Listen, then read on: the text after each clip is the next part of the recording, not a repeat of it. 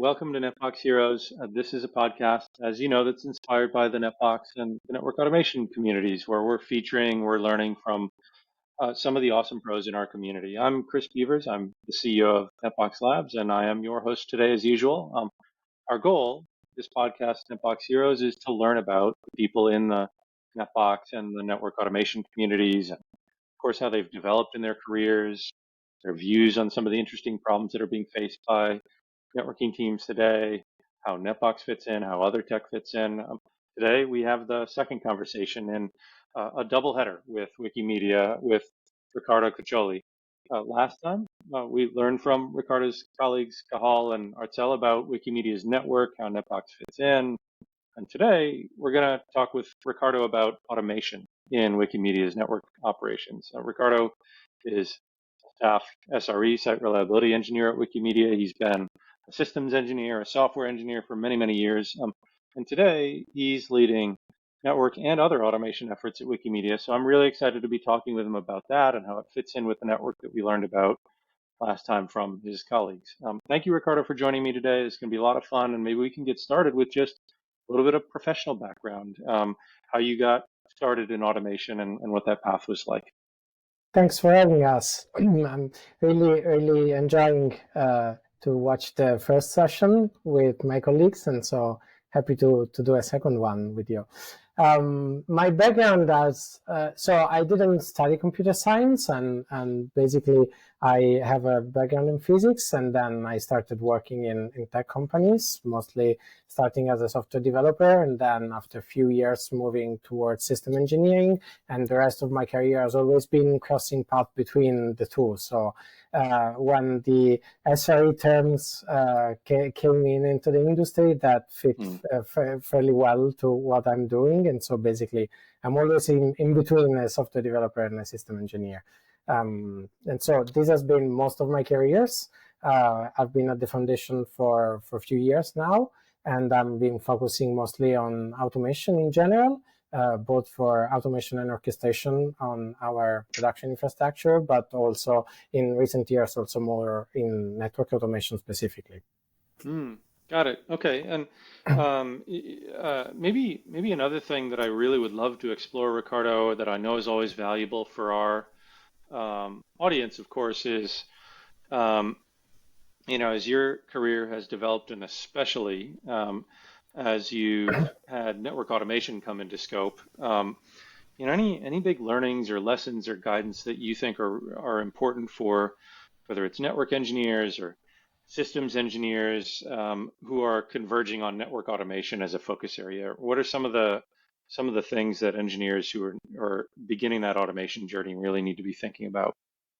Yeah, absolutely. So I think that the first thing, it really depends on what is your background and where you are coming from. But yeah, cross-pollination is the most important thing, like being able to cross path and not be limited to your area of expertise. So if someone is coming from a more network engineering background and they want to be more involved into the network automation, I think it's important that they have the skills to being able to read some part of the code, to read some part of automation that maybe is written by others, but to understand it, and also to understand, for example, the data model of Netbox, to know and understand and decide how your data should fit into Netbox and how to model your data to best fit into Netbox and also best represent your actual infrastructure.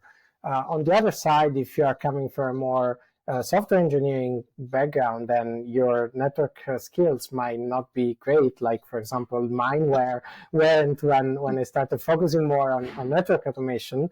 It was great to actually have colleagues that were teaching me and helping me to understand all the nitty-gritty details of the network stack and all the specific network technologies that we were using and how to best fit them into Netbox. And so we had a lot of discussions at the start on, okay, we have this setup and this data, and we want to put this into Netbox, and there are multiple ways of doing that. We can represent this in this way or this other way.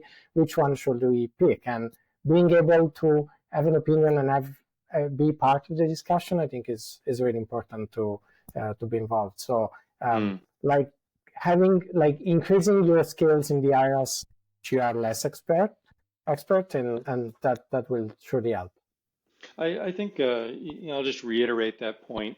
We hear it often and know it's so important, and you experience this, first in the systems engineering realm and the SRE realm, and then obviously in network automation.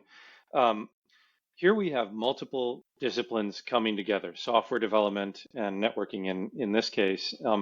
And it becomes really important to develop some expertise across both of those areas. And it's hard, but one of the things that can help the most is having colleagues with expertise in an area that maybe is new to you that you can lean on and learn from. And sort of the superpower of a new discipline like SRE that now is quite mature comes from individuals who lean into learning, sort of both sides of that equation. And that's what we're starting to see happen in network automation, which is really exciting and compelling now. Okay, wonderful. You've already used the magic netbox word a few times. And of course, we know that netbox is a key part of the stack. At Wikimedia, we spoke with Cahal and Artzel about how your team got to netbox, what that implementation was like a little bit, last time. But perhaps you can tell us a little bit about how Netbox fits in, what the environment around it is like, what some of the other tools in your automation stack are. Can you just orient us a little bit?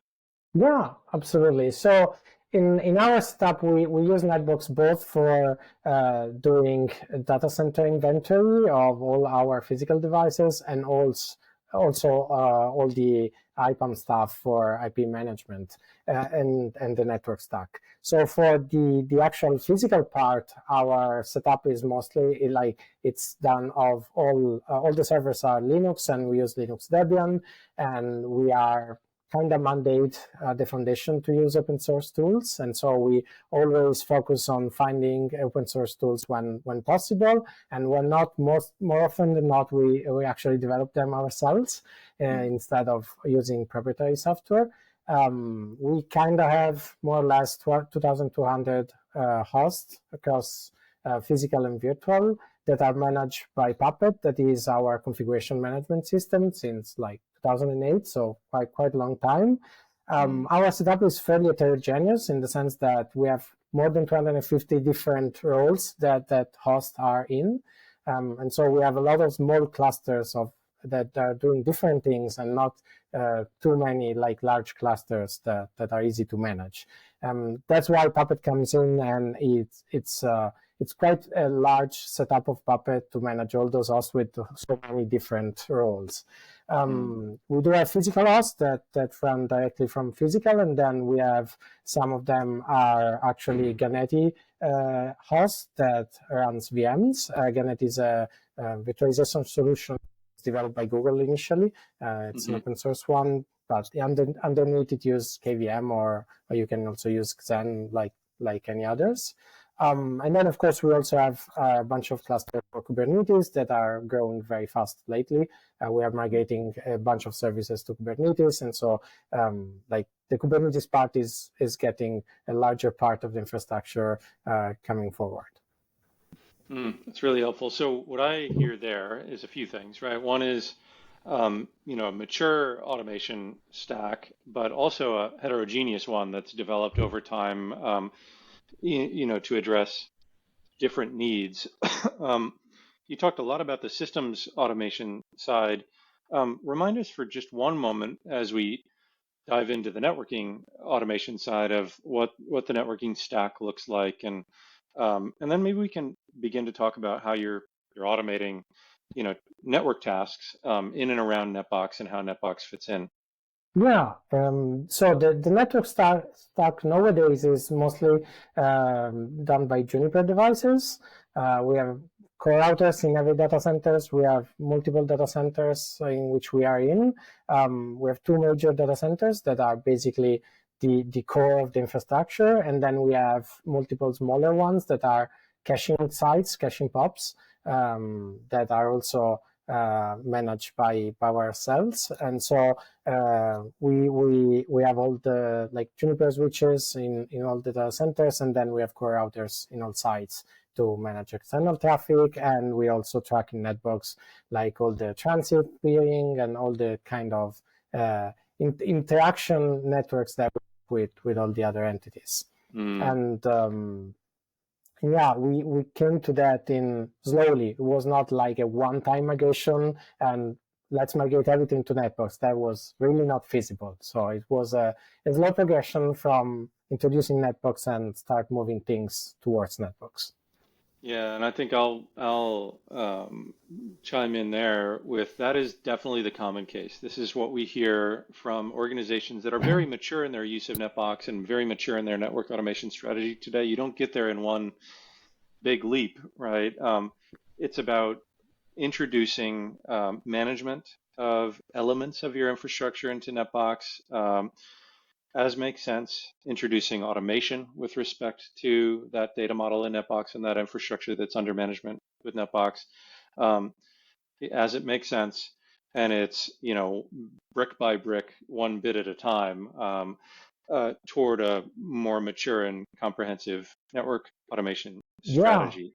Yeah. And one of the driving principles that we use for that, and I think it really helped us, was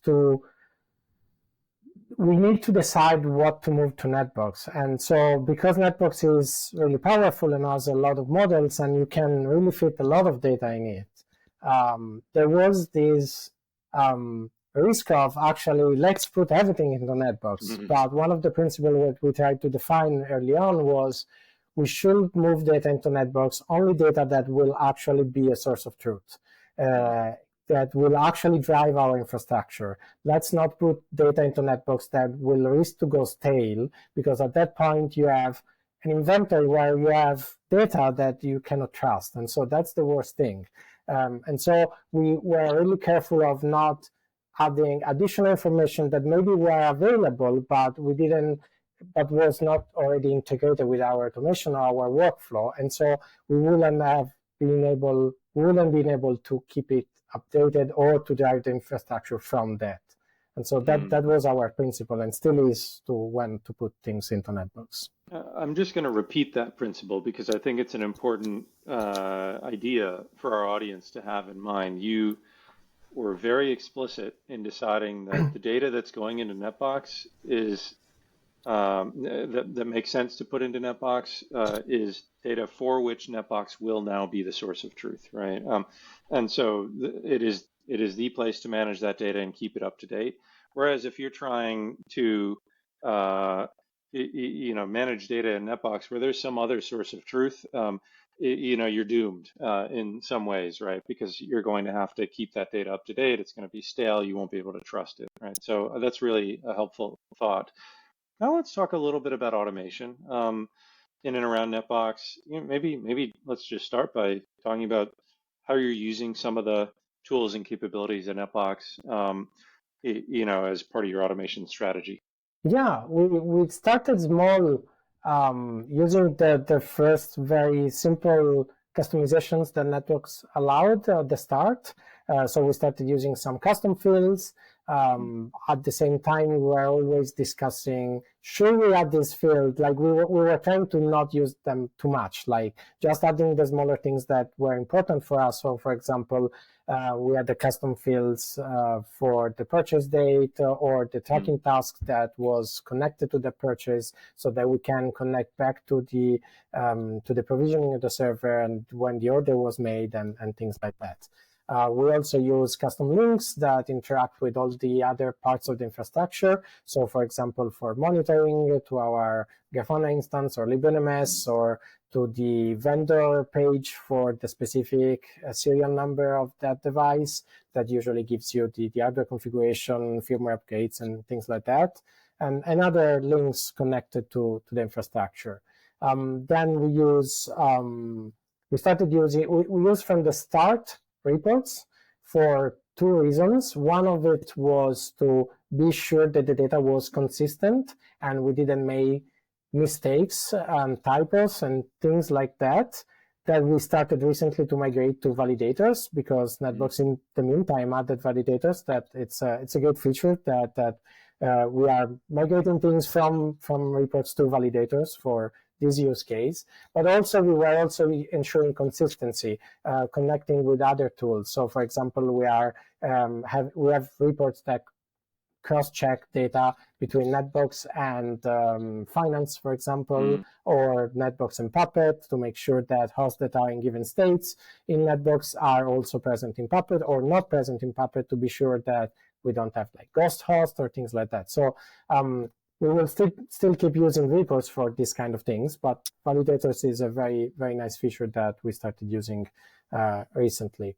And then, of course, the bulk of the automation the automation connection is through Netbox scripts and the API.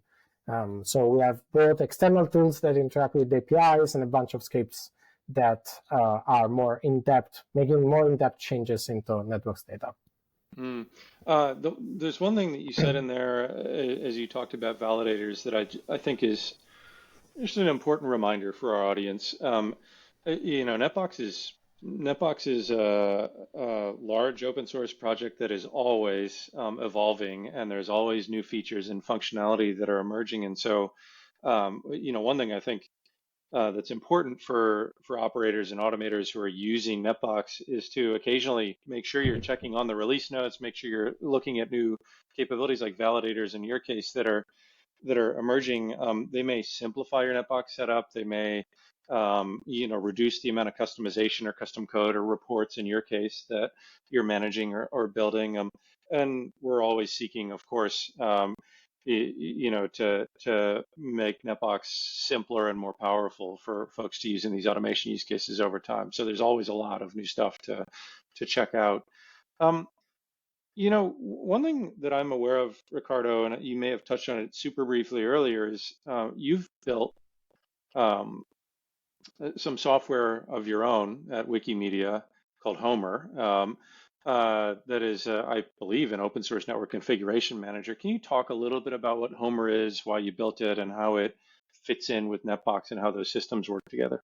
Yeah, so when we started using Netbox more for our data, and also we wanted to have Netbox be the source of truth and drive the infrastructure, we needed something that could get data from Netbox and actually configure our Juniper devices. And so we started looking around, and at the time there wasn't much options in the open source softwares available that will do that in the way that was easy for us. So we wrote it actually is a simple configuration management that basically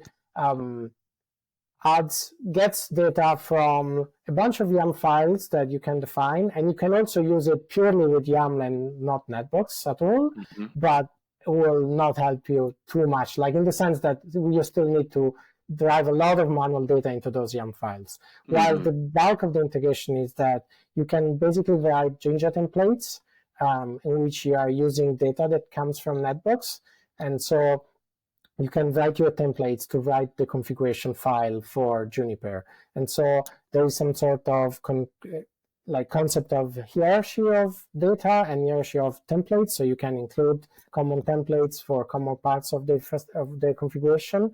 And the general idea is that basically you give Homer a host name, it goes to Netbox, it picks all the data from Netbox, all the ports, all the configuration for the ports, and BGP, and all the other kind of things that are in Netbox for that kind of device.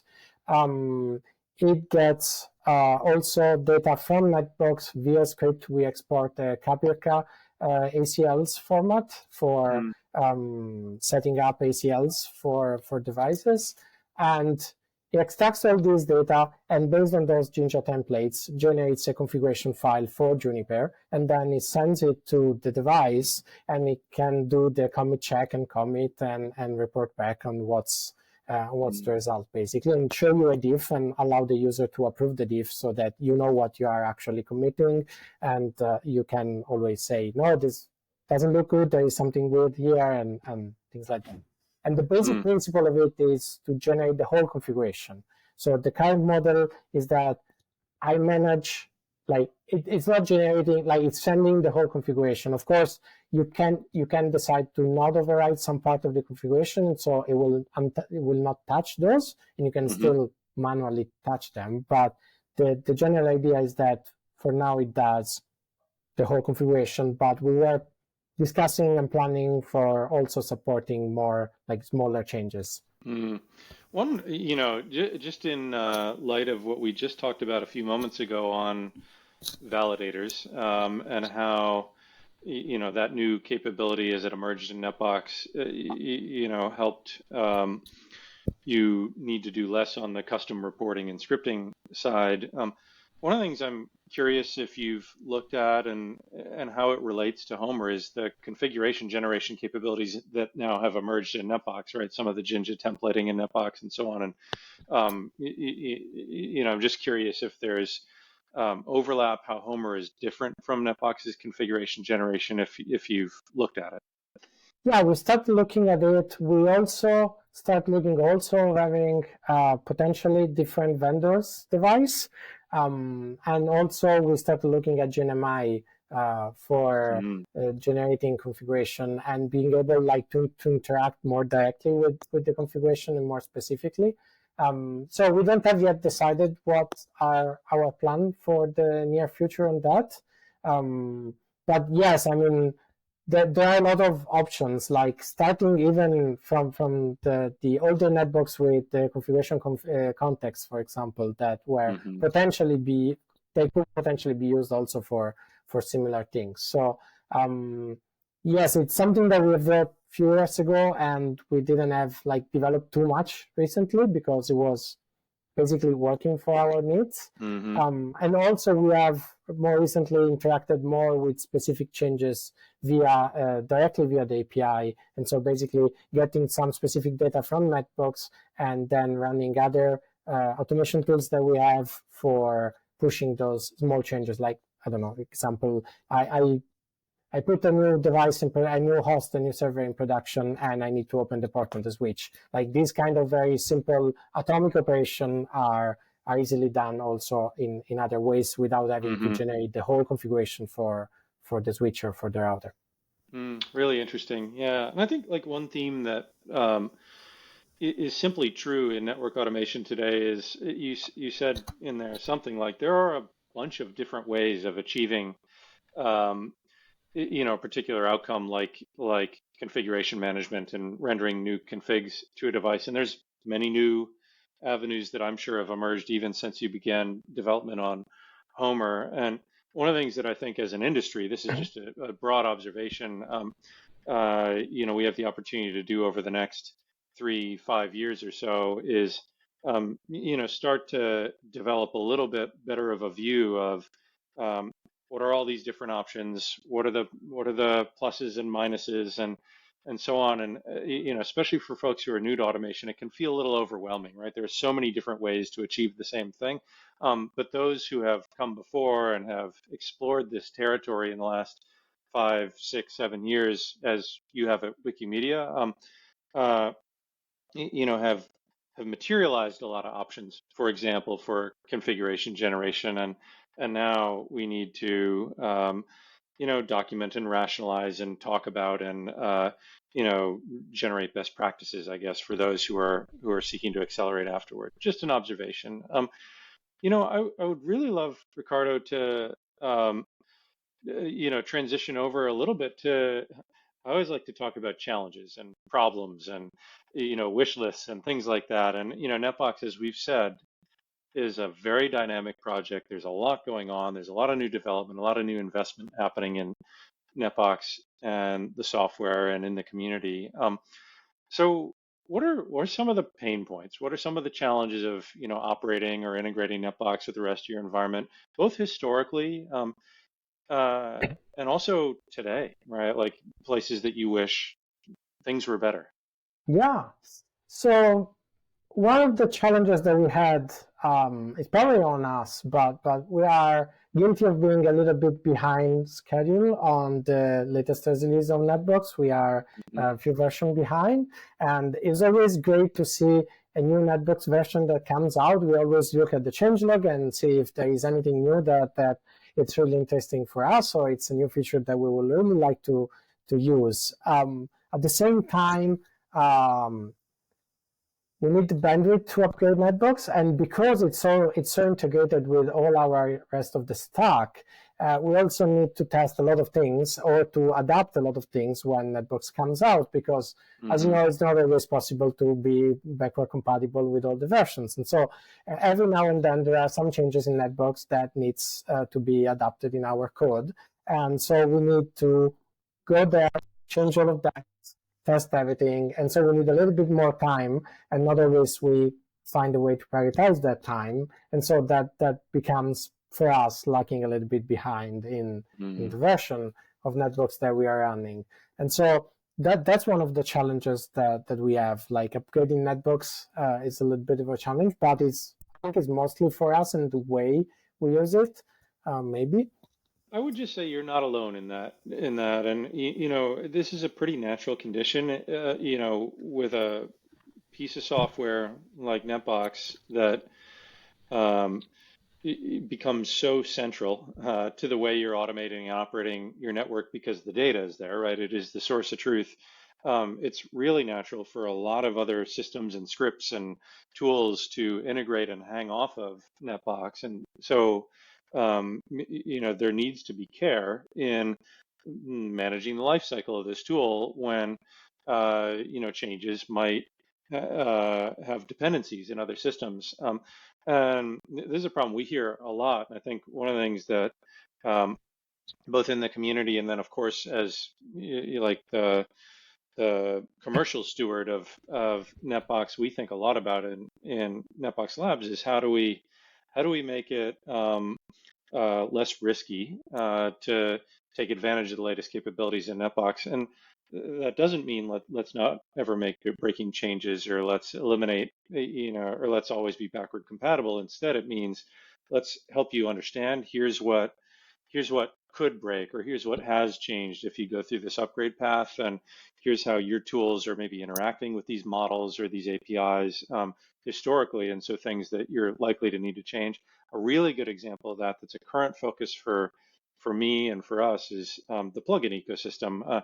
You know, plugins are a superpower for Netbox. There's so many, you know, models and functionality and automation extensions in the plugin ecosystem, but plugins have a different life cycle and different development cadence generally than the rest of Netbox. How do we ensure that, you know, when you upgrade Netbox, your plugin environment isn't gonna blow up, right? So I think you're not at all alone, and I'm sure folks who are listening to this will have an affinity to this challenge. And you know what I suppose is important for me to say is we know it, and it's a big focus in the project and in Netbox Labs for sure. So that's really helpful, Yeah, Riccardo. no, that's great. We do have a Netbox Next instance that we use for that.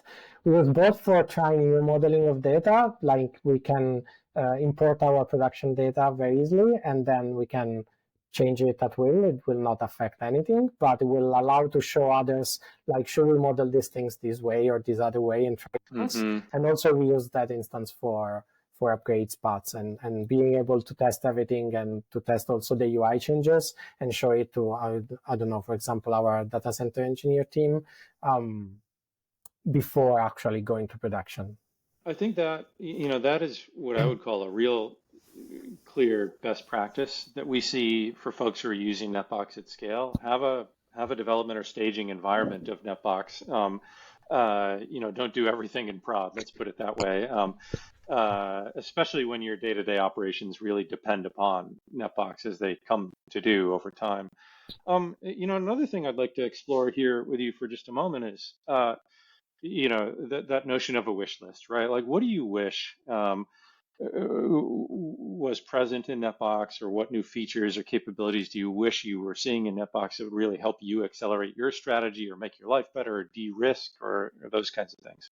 So there are, I think, a couple of things. One is, I know this has been discussed already in Netbox issues in multiple times. It's about rollbacks.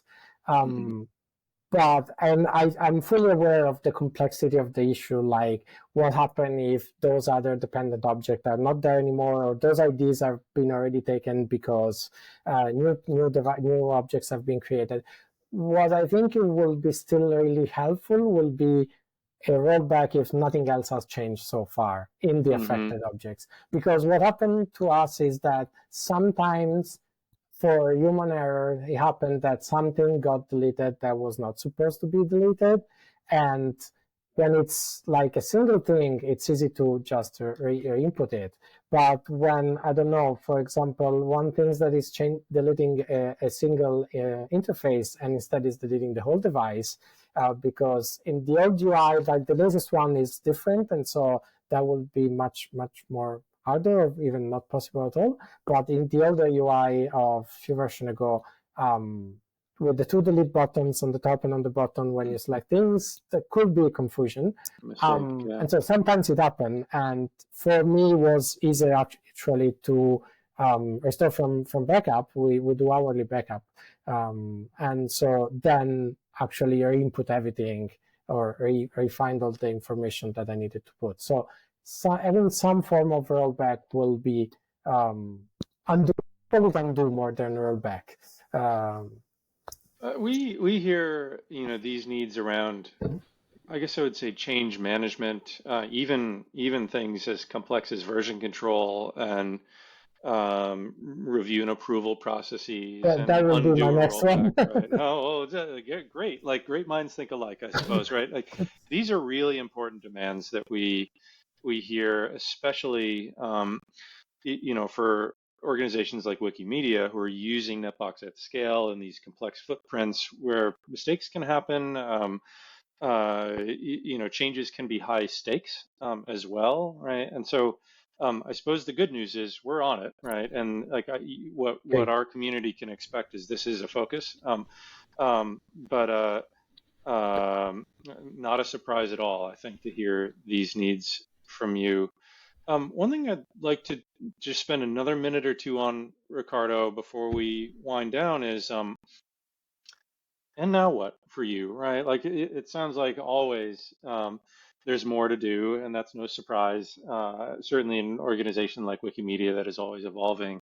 But when you think about whether it's with respect to Netbox, whether it's respect to your network automation strategy in general, any big projects in flight now, anything that's on the horizon that you're thinking about, that you're excited about, what's coming next? Yeah, so surely upgrading Netbox. That's for sure the first thing that we need to do in the Nextdoor space because we are lagging a little bit behind, and you are always continuing to release new versions. So that's it's about time that we should do it. As I was mentioning earlier before, we are exploring GNMI for in general configuration and the way Mm, like this will be a larger project for us to decide how that integrates with our automation out of our model structure and with Netbox. And so find the right way to integrate those things to be able to drive network device changes in a more like atomic and specific manner, like just changing the bits that we are interested in. mm, This will also allow to automate some of the changes. Like right now, so far, every automation, like for network devices, is always passing through the approval of a human. So you mm, run Homer, you get the diff, and you approve it, and you say, okay, this diff of the configuration, it looks good to me. But for simpler changes like opening the port in the switch, for a server that is added to the infrastructure, you don't really need anyone to understand the complexity of the problem. Is just opening the port. So if you are just doing that, that can be also automated without a specific approval, for mm, example. So these kind of things. In general, another aspect that we were looking on that we would like to look on is the driving the network configuration of the servers from the network configuration of the servers from Netbox. mm, Right now, this is purely driven by Puppet. Yes, we do export some data from Netbox to Puppet, and also, of course, to Homer, but we're not driving the whole like network configuration from there. And that will mm, be probably our next stage to integrate more data into Netbox and drive that. mm. Yeah, really interesting. So a lot of big stuff on the horizon. Uh, call it in and around Netbox. Well, Ricardo, I think we've had a wonderful conversation here. It's been great to learn a little bit more about the automation environment at Wikipedia, and I think it marries really well with the conversation we had with Cahal and Artel last time, where we learned about some of the networking foundations, right? So with that, I think we're going to wind it down today. I really want to thank you for joining and sharing everything with us. It was a lot of fun, really great to connect the dots. And I think, some inspiring takeaways and important takeaways for everybody who is somewhere on their networking journey and their network automation journey. Uh, so thank you, Riccardo. And of course, thanks also to everyone who's listening, everybody in the Netbox community, the network automation communities for tuning in, and also for, helping each other out and contributing in so many ways. It really moves the needle. And with that, we'll see you next time. Thanks a lot for having us. It was really fun. Thanks, Riccardo.